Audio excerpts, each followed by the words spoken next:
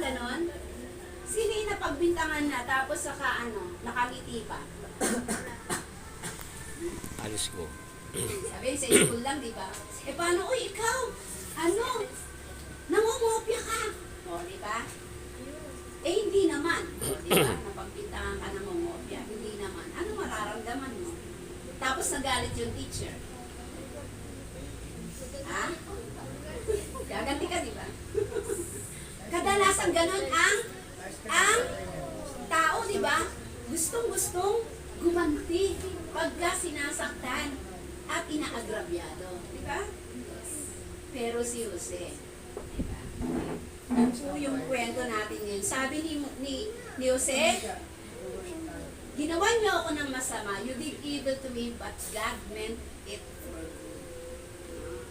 So sa lahat ng kasamaan na ginawa ng kapatid niya, sabi ni Jose, pinahintulot ng Diyos ito para sa kabutihan ng nakakarami. Diba? Bakit? Nakakarami. Sabi pa nga sa English, to save people. To save the lives of many. Diba? So dahil sa ginawa na yun, kung hindi siya napadala doon, mamamatay sa gutom ang pamilya niya. Diba? So ibig sabihin, minsan pinaparanas tayo sa matinding pagsubok dahil may mabuting nakalaan sa bawat isa sa atin. Amen ba? Amen. Oo. Kala nyo ba sa panahon ng kawalan, sa panahon ng nasasaktan tayo, pinahintulot yan ng Diyos. Bakit? Para may mas magandang inihahanda ang Diyos na mabuti para sa bawat isa sa atin. Amen? So pagka may mga bagay na nawala sa iyo, may nakalaan na nakahandang mas maganda ang Diyos para sa iyo. Sabi nga, kung may nagsara, may magbubukas para sa ikabubuti. So sa buhay ni Jose, yan, sa buhay ni Jose, yan.